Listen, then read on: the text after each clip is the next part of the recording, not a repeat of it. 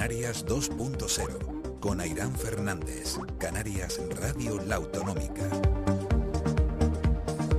Bienvenidos una semana más, aquí estamos en Canarias 2.0, un programa dedicado a las nuevas tecnologías. Para mí un placer acompañarles.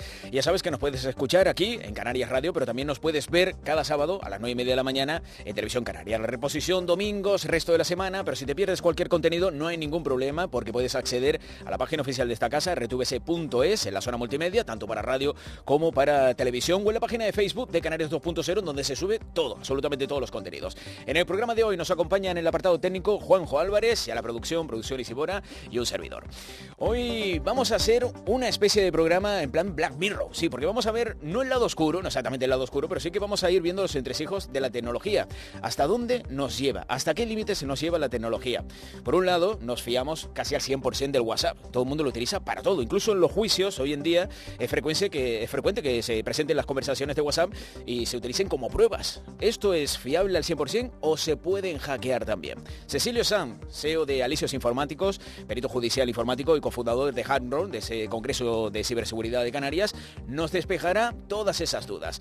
Por otro lado, también hablaremos y seguiremos ahondando en ese mundo de la tecnología que hace que cada día estemos más conectados. Los wearables, la domótica, las Smart City, hace que todo tenga cada vez más control. O nosotros tenemos el control sobre ello o ellos sobre nosotros. No sabemos exactamente, así que nos cuentan por un lado que podemos tener sensores para saber qué alimentos estamos comiendo, o si nos hemos tomado una pastilla determinada que nos ha recetado el médico. ¿Eso es bueno o es malo? Lo hablaremos con Isabel Ramos, la psicóloga que tiene nuestra sección de salud digital y nos despejará también todas esas dudas. Tendremos nuestro consejo 2.0, Pili Navarro nos traerá una película con base tecnológica y escucharemos también a uno de los youtubers que lleva más años triunfando prácticamente en nuestras islas. Además, si tú eres un apasionado del mundo de las tecnologías y quieres ponerte en contacto con nosotros, esta es la manera. ¿Has diseñado una aplicación para dispositivos móviles o un videojuego que te gustaría dar a conocer? En Canarias 2.0 apoyamos a los nuevos talentos. Envíanos un correo a info@canarias2.0.com o contacta con nosotros a través de nuestras redes sociales. Pues te esperamos a ti a través de las redes sociales. Y como hemos hablado a la intro del programa, todos tenemos WhatsApp, ¿no? Como una de las aplicaciones, y todos pensamos que es una de las aplicaciones más seguras, ¿eh? Y tal es así que, como hemos comentado, se utiliza muchas veces como prueba en los juicios. ¿Pero esto es 100% fiable? Vamos a hablar con Cecilio Sanz, CEO de Alicios Informáticos, perito judicial informático y cofundador de Handron, del Congreso de Ciberseguridad de Canarias, que tenemos al otro lado. Cecilio, bienvenido. Sí, muy buenas tardes. Buenas tardes. ¿Nos podemos fiar del WhatsApp al 100% o se puede hackear? Se puede hackear. De hecho, nosotros podemos garantizar que no ha habido modificación de las conversaciones hasta un cierto punto. O hay a veces que no podemos llegar a esas conclusiones y en el informe pues tiene que ser negativo, ¿no? O sea que puede haber modificación. O sea, se puede hacer la modificación. ¿Es complicada? ¿Es fácil? ¿Lo puede hacer cualquier persona del mundo? ¿O tiene que tener algunas cosas en concreto para poder hackear nuestro WhatsApp? Bueno, es relativamente sencillo. Quizá lo que necesitamos es tiempo para meternos en Internet, buscar información y, bueno, a lo largo de un rato, en 1 hora y media, 2 horas, podemos ver ya aplicaciones y maneras de poder modificar esas conversaciones. O sea que es relativamente sencillo hacerlo. ¿Qué pasos tiene que hacer un hacker para meterse en nuestra conversación, borrar lo que hemos dicho y poner en otra cosa? Imagínate el peligro que estamos hablando, que alguien puede decir que hemos dicho algo que no hemos dicho. Sí, pues bueno, hay muchas maneras. Hay programas, por ejemplo, que hay en el mercado, que uno se puede descargar, y esos programas ya nos permiten hacer pequeñas modificaciones sobre los chats de tu WhatsApp, ¿no? También hay maneras incluso más sencillas. Directamente, si nosotros somos capaces de hacer una copia de seguridad, modificamos la copia y después restablecemos, pues ya podemos hacerle exactamente lo mismo, modificar la conversación, ¿no? O sea que hay muchas posibilidades. ¿Y cómo pueden acceder ellos a nuestro WhatsApp personal? ¿Tienen que tener nuestro teléfono móvil o lo pueden hacer de manera remota? No. Siempre hay que tener un acceso físico al dispositivo, ¿no? Tenemos que acceder a él. O sea, la comunicación es muy segura, va cifrada y la comunicación, digamos, cuando nosotros estamos comunicándonos con cualquier persona es muy segura. Lo único que podemos hacer es a través de los terminales, los 2 puntos, digamos, donde se encuentra la conversación, acceder a ese teléfono y mediante técnicas, pues, modificar la conversación. Aunque tengamos WhatsApp web, que hay muchas personas que utilizan el WhatsApp web, ¿no es más fácil hackearlo porque esté en la web o sí? No, exactamente igual. De hecho, hace muy poquito estuvimos haciendo pruebas nosotros y el WhatsApp web, digamos que cuando nosotros nos conectamos a través de la web y pedimos información sobre un chat o sobre una conversación, realmente lo está pidiendo, digamos, la página web, se lo pide al teléfono y el teléfono se lo da. O si nosotros en esos momentos desconectamos el teléfono, por ejemplo, y ya no tenemos conexión de datos, no podemos ver la conversación. O sea que realmente cuando nosotros estamos viendo a través de WhatsApp web una conversación, está leyendo en nuestro teléfono directamente. Así que no hay mayor riesgo tampoco por ello. No hay ningún riesgo, lo único que es saber que hay un consumo de datos, ¿no? Entonces, si nosotros utilizamos mucho el WhatsApp web y no lo tenemos conectado a una wifi, pues puede llegar un momento que tengamos mucho tráfico de datos, nada más. Claro, pero por peligro de hackeo lo tendremos siempre si la persona que nos quiera hacer ese mal nos roba el teléfono móvil, tiene nuestro teléfono y tiene que tener también nuestro código para poder acceder al teléfono, porque si no, no podría entrar. O puede conectarlo y él de alguna manera entrar al teléfono aunque no tenga el código. Bueno, ahí depende, hay muchos factores a tener en cuenta, ¿no? Hay que tener en cuenta la versión del sistema operativo que tiene instalado ese teléfono. Tenemos que tener en cuenta también si el equipo el teléfono está ruteado o no está ruteado. O sea, digamos, si le hemos instalado alguna aplicación que nos permita a nosotros, digamos, coger acceso de root o de administrador y poder utilizar eso en contra de la seguridad, ¿no? Por eso nosotros no aconsejamos que nadie instale programas de ruteo ni el jailbreak, que se suele llamar, que lo que hace es que nos permiten descargarnos aplicaciones gratuitas, pero la contra es que nos ponen el teléfono en un punto de seguridad muy bajo, ¿no? Claro. Si el teléfono en ese caso tiene ese root, pues acceder a él es muy sencillo, aunque no tengamos la clave, ¿no? Pero si el teléfono está actualizado, tiene un sistema operativo moderno y no conocemos la clave, es bastante complicado. Siempre puede salir algún agujero de seguridad que se hace público y que en poco tiempo el fabricante lo tapa, ¿no? Como ocurrió hace poco pues con el iPhone. Pero realmente si está actualizado es difícil acceder a él. Ustedes en el laboratorio de análisis informático han hecho varios experimentos. ¿Cómo han ido esos Exactamente. experimentos? Sí. Pues nos pasamos el día haciendo experimentos, ¿no? Y probándolo todo, porque además la curiosidad nos mata. Pero sí, de hecho, bueno, nos pasamos el día siempre haciendo pruebas y mirando, porque tenemos que estar al día de las nuevas técnicas y ver un poco cómo, pues si nos encontramos con un caso, pues cómo trabajar con él, ¿no? Y cómo actuar. Entonces, nos pasamos el día probando, sí. Si alguien lograra cambiar la conversación de WhatsApp, también cambiaría en el WhatsApp web, imagino también, ¿no? Sí. No tendría manera la otra persona de demostrar que ha sido cambiada esa conversación. No, realmente no, porque como se nutre, digamos, o accede, digamos que la página, el WhatsApp web, lo coge del propio teléfono. Si hemos modificado la base de datos del teléfono, también hemos modificado la de WhatsApp web. Por lo tanto, la conversación va a ser idéntica en los dos, aunque la conversación haya sido modificada, ¿no? La única manera de probar o de intentar ver es, pues, con técnicas periciales, herramientas periciales, pues ver si se ha modificado la base de datos, fechas de modificaciones, bueno, una serie de elementos que nosotros conocemos para detectar si esa base de datos ha sido modificada, ¿no? Esa sería la manera de saber si alguien ha intentado intervenir en el teléfono móvil. Pero claro, no sabrían qué ponía antes. Efectivamente. Llegaremos a la conclusión que, es decir, esto no es fiable porque alguien lo ha podido tocar, no sabemos si una persona o un programa, y no sabemos realmente la información que debería de contener, ¿no?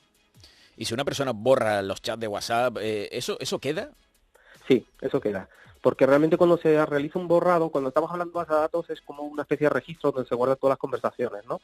Entonces, cuando nosotros borramos o hacemos un borrado del chat, se hace un borrado, digamos, lógico, no se borran todas las conversaciones, quedan cosas que se pueden llegar a recuperar y que nosotros además con herramientas periciales podemos llegar a recuperar también.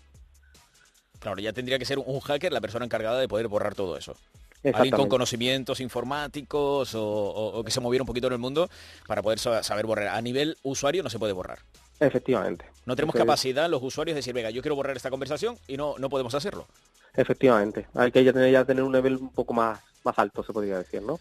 Estaríamos hablando entonces de que WhatsApp es bastante seguro dentro de esa inseguridad, que la verdad que te tienen que coger el teléfono móvil, tienen que saber tu contraseña, tendrían que meterse, tener conocimientos informáticos para poder hackear el teléfono móvil, pero no es sencillo, no es algo que se pueda hacer de manera remota. Por lo pronto parece ser bastante seguro WhatsApp.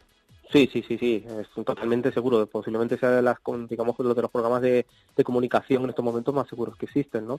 Sí es verdad que hace unos años era una aplicación que hasta ahora no se pensaba en la seguridad y no se había diseñado con ánimo de ser una herramienta segura, pero los últimos año y medio, la aplicación ha mejorado muchísimo, ¿no? Y se ha convertido en una posiblemente de las aplicaciones más seguras que existen, ¿no?, de comunicación. ¿Algún consejo para mantener la seguridad? Que ya hemos ido dando pinceladas, pero así en líneas generales para que nadie lo hackee WhatsApp.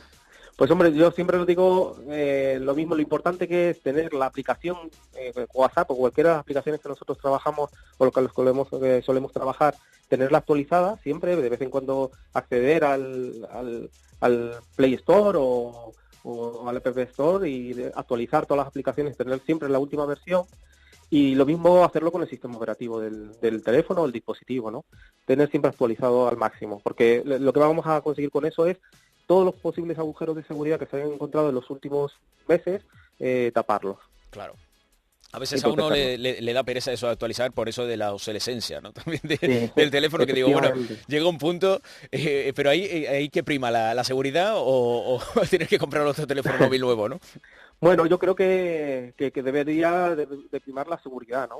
Efectivamente, hombre, un dispositivo al final es un gasto, pero hoy en día si compramos un dispositivo y los hay a muy buenos precios, podemos fácilmente tener 4 o 5 años sin ningún problema de vida de un producto de este tipo y está más que amortizado.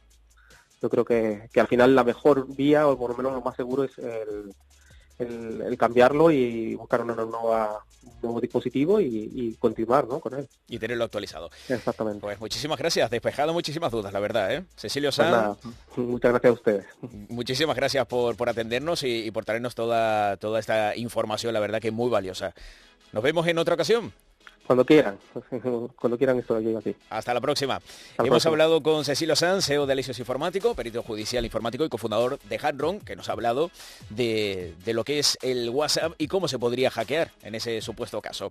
Vamos a seguir nosotros y lo vamos a hacer ahora en modo de consejo. Vamos a escuchar a Xavier Verdaguer, fundador de Imagine Creative Center, que nos da un consejo para lo que tienen que hacer los jóvenes emprendedores si quieren triunfar con una startup. La recomendación de nuestros expertos, Consejos 2.0.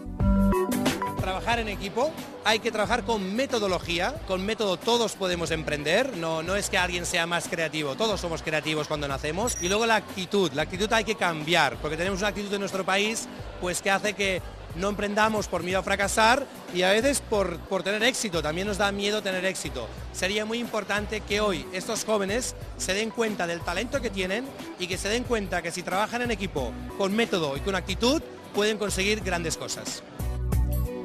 Pues ahí tenemos el consejo de Xavier Verdaguer, fundador de Imagine Creative Center, que nos ha dicho lo que tenemos que hacer para ser un joven emprendedor. Vamos a conocer a uno que la verdad que ha emprendido bastante bien en el mundo del YouTube, un youtuber fantástico. Youtubers fantásticos y dónde encontrarlos. ¿Y quién no conoce al cómico youtuber Aarón Gómez, que es cómico, bueno, youtuber, actor y todo lo que le echan encima a este chico? Es un fuera de serie. Y Aarón Gómez nos ha comentado en una entrevista cómo fueron sus inicios en las redes sociales. Así lo cuenta. Desde que empezó YouTube y Facebook, pues me metí ahí a jugar, básicamente, sin una línea clara de idea como si, no una idea comercial, sino, bueno, me apetecía, se me ocurría cualquier cosa y la mal grababa y la editaba y la subía directamente. Y era una comunidad muy pequeñita al principio, me acuerdo de los videobloggers españoles y tal, y casi nos conocíamos todos, hacía alguna quedada incluso en la península. Y de repente, bueno, se empezó, yo como siempre he actuado en escenario, pues empecé a ver que era una herramienta potente para llevar a la gente al teatro, que es lo que siempre me ha interesado, ¿no? Pues ahí lo tenemos, lo que le interesa es llevar a la gente al teatro y también nos contó, confesándonos todo, cuál es su red social favorita. Facebook sin duda yo creo que es la red que más, es la que más uso. También tiene un corte de edad que es más cercano al mío, yo creo, porque es más gente más adulta.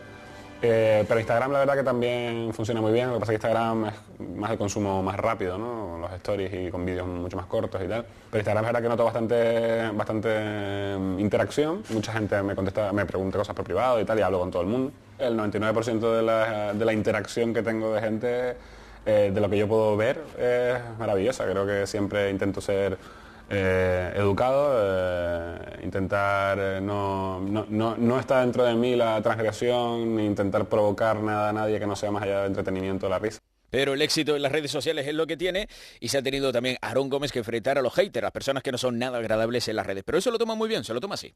Estamos en el mundo de internet, hay haters y tiene que haberlo.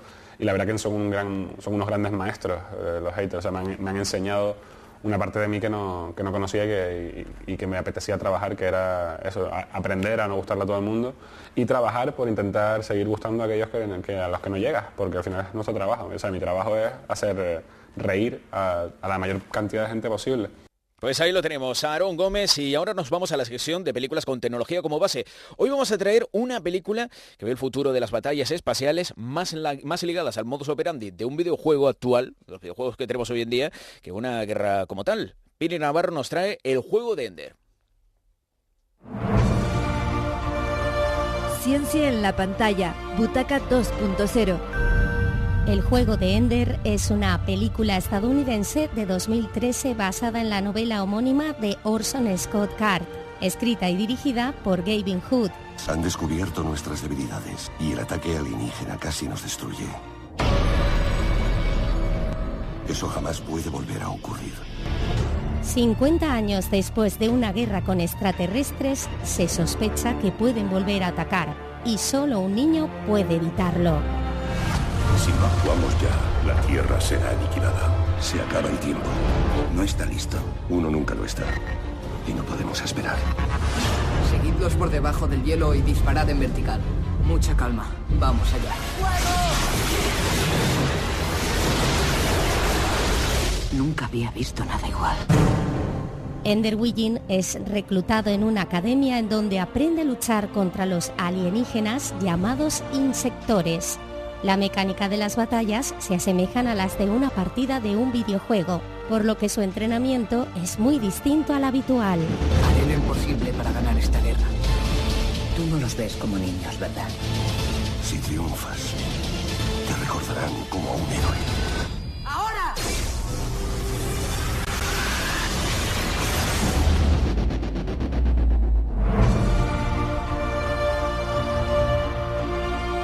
La película estaba pensada en principio como saga, pero su poco éxito en taquilla hizo que la productora aparcara el proyecto. El juego de Ender, de Gavin Hood, una entrega que nos deja con ganas de más.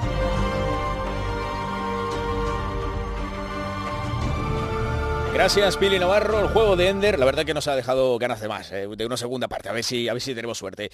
Vamos a seguir hablando de tecnología y ahora ligada a la salud. Nuestra sección de salud digital. eHealth, salud digital con Isabel Ramos.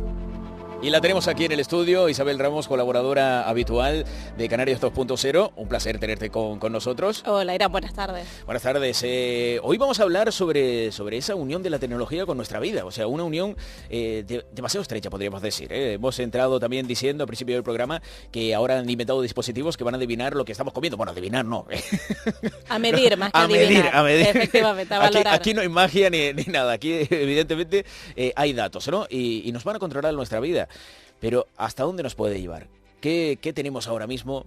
¿Dónde podemos llegar? Cuéntanos, Isabel.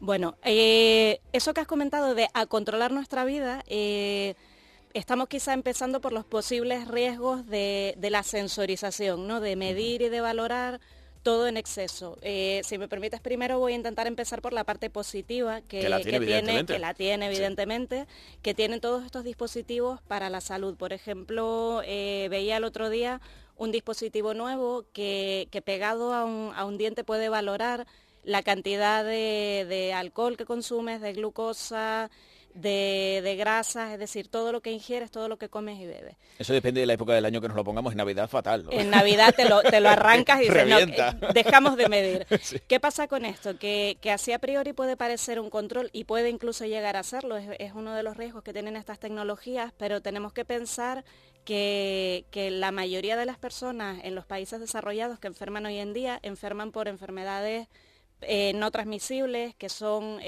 prevenibles con cambios en los hábitos de vida, con cambios en la dieta, con cambios en la cantidad de ejercicio físico que hacemos. Es decir, todo el impacto que puede tener en la prevención de enfermedades, el medir, sensorizar o controlar estos parámetros como lo que comemos, lo que bebemos o el ejercicio que hacemos puede tener, y de hecho está teniendo un impacto grandísimo, no solo en el coste sanitario, sino en la calidad de vida de las personas. Se puede decir que le estamos poniendo conciencia a cosas que no lo tenía. O sea, que uno no puede saber exactamente qué daño te puede hacer algún tipo de alimento, o a lo mejor no eres demasiado consciente, pero esto hace que sí, que tengamos esa conciencia de las cosas que están fallando, ¿no? Claro. Lo que nos ha recetado el médico, uno se lo come y dice, esto no creo que me haga daño, y te dice el sensor, pues sí, ¿no?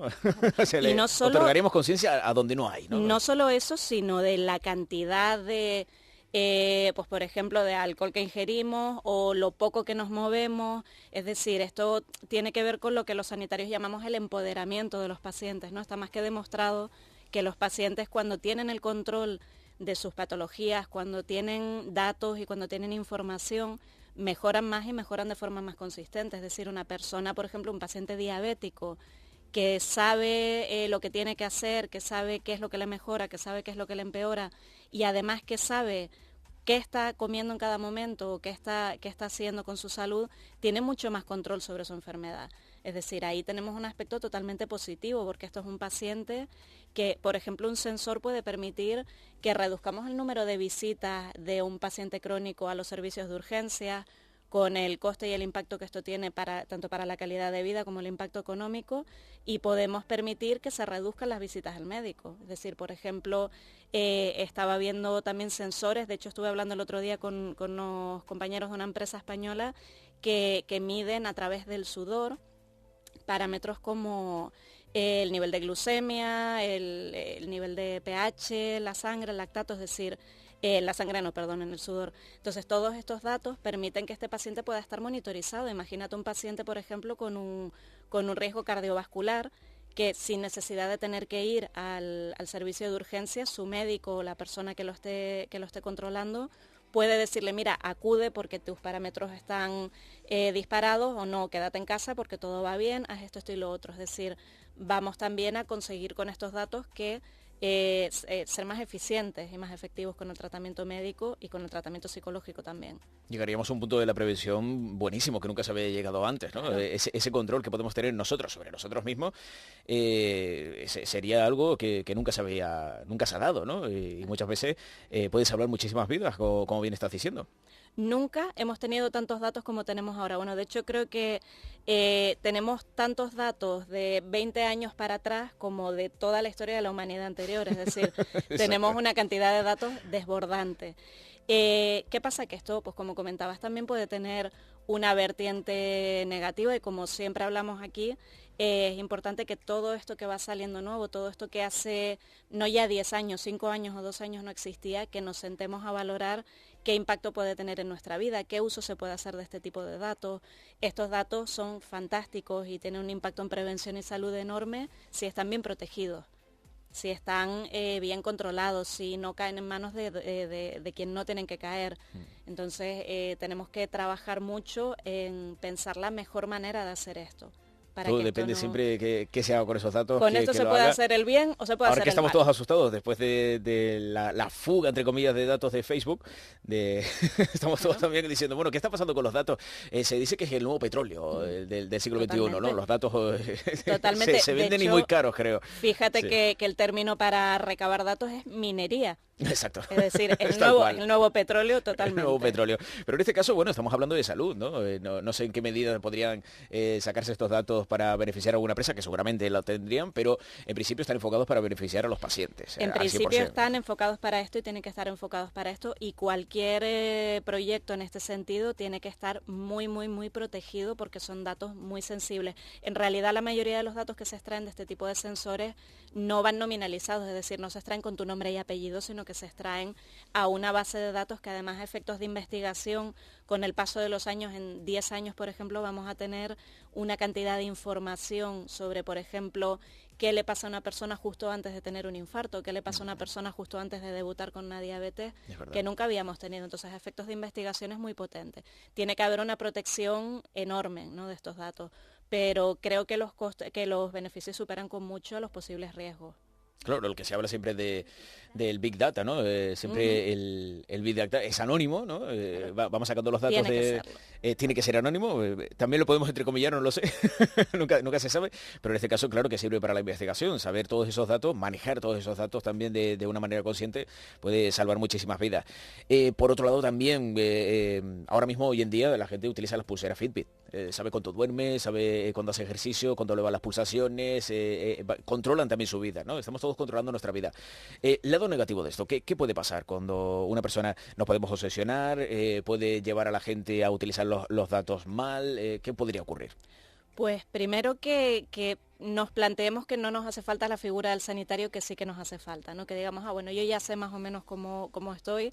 Y segundo, como tú comentas, que nos obsesionamos con un exceso de control, pero es lo que hablamos siempre, ¿no? La persona que tiene una cierta tendencia a obsesionarse con esto, se va a obsesionar con el Fitbit, con el wearable, con el sensor o con cualquier cosa. Entonces hay que aprender a tener estos datos y a no obsesionarse con ellos y tener en cuenta que hay muchos dispositivos que dan datos aproximados, es decir, todavía estamos trabajando en esto. Un Fitbit o un smartwatch de cualquier tipo da unos datos relativamente buenos, pero todavía con mucho campo de mejora, es decir, no es un electrocardiograma el reloj, ni es tan certero como otros productos sanitarios, pero bueno, nos vamos acercando a que haya una sensorización cada vez más exacta, pero sobre todo no obsesionarse y usarlo para tener control sobre lo que hacemos y para cuidarnos más, pero no para estar peor.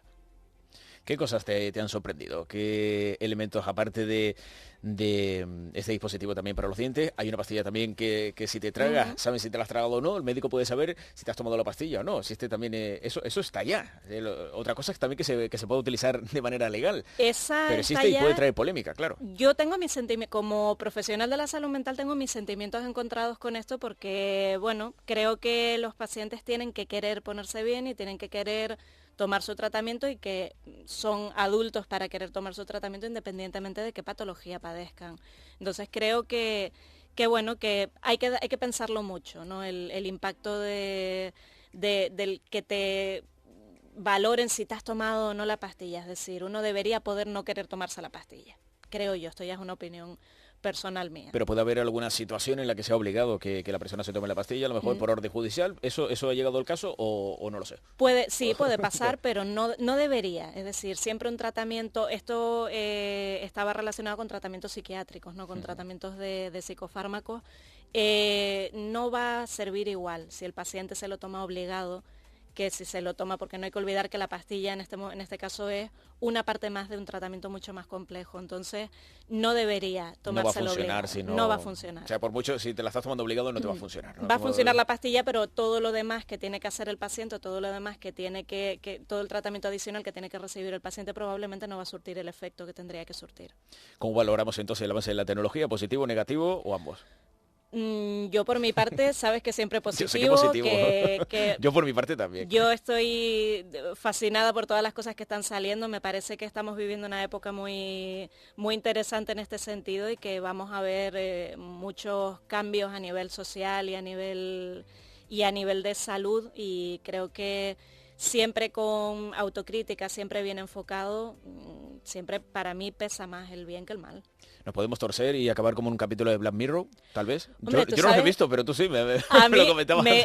La recomiendo totalmente esa serie porque, bueno, es esa visión negativa, ese peligro, ese riesgo, y tiene capítulos interesantísimos. Tiene uno de sensorización de niños, ¿no? Les insertan un microchip a los niños, y no digo más para no hacer spoiler, pero bueno, lo recomiendo porque es una visión muy curiosa, una visión negativa muy, muy interesante de a dónde podemos llegar si no controlamos bien la tecnología. Se puede llegar a puntos muy, muy, muy complicados, ¿no? Hombre, hay que tener en cuenta que la tecnología es para ayudar a las personas y está la tecnología para servirnos a nosotros y no nosotros para servir a la tecnología. Ese yo creo que es la conciencia. Siempre tiene que haber detrás una mente pensante, siempre tenemos que estar diciendo, bueno, para aquí, esto sí, esto no, y tenemos que ir guiando también pasito a pasito a la tecnología con lo que nos interesa a nosotros, ¿no? El humano todavía no lo hemos sustituido, gracias a Dios. Bueno, todavía. En algunos casos sí, han despedido algún que otro robot, que eso también nos hemos informado. Dentro de unos años no estaremos aquí, habrá 2 robots haciendo Canarias 2.0 y hablarán de tecnología como de lo más normal del mundo. Isabel Ramos, muchísimas gracias por traernos la sección. Siempre se me hace corta y tengo miles de preguntas todavía que formularte, pero sé que en 30 días mínimo vuelves otra vez con nosotros, así que me quedo tranquilo. Muy bien. Gracias a todos también los que tenemos al otro lado. En una semana, en 7 días, volvemos nosotros hablando también de la tecnología. Les dejo con la programación habitual de Canarias Radio. Hasta la próxima.